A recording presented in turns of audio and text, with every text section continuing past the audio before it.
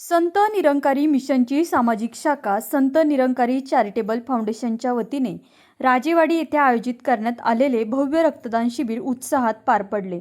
रविवार दिनांक 19 जुलै 2026 रोजी झालेल्या या शिबिरात नागरिकांनी मोठ्या उत्साहाने सहभाग घेत एकूण 374 युनिट रक्त संकलन करण्यात आले।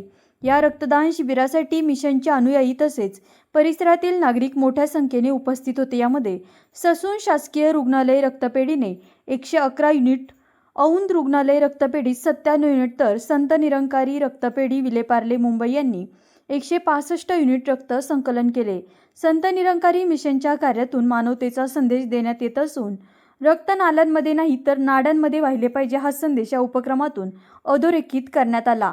आध्यात्मिकतेच्या माध्यमातून समाजात एकता, प्रेम आणि सौहार्द निर्माण करण्याचा मिशनचा उद्देश असल्याचे यावेळी स्पष्ट करण्यात आले। राजेवाडी सासवड परिसरात मिशनतर्फे वेळोवेळी स्वच्छता अभियान, वृक्षारोपण, आरोग्य सह नेत्र तपासणी शिबिरे आणि विविध सामाजिक उपक्रम राबवले जातात। या सामाजिक कार्यासाठी मिशनला केंद्र आणि राज्य सरकारकडून अनेकदा गौरवण्यात आले आहे। या रक्तदान शिबिराच्या यशस्वीतेसाठी संत निरंकारी सेवा दल आणि मिशनच्या अनुयायांचे विशेष योगदान लाभले। तसेच रक्तदानाबाबत जनजागृती करण्यासाठी परिसरात घरोघरी जाऊन नागरिकांना प्रेरित करण्यात आले।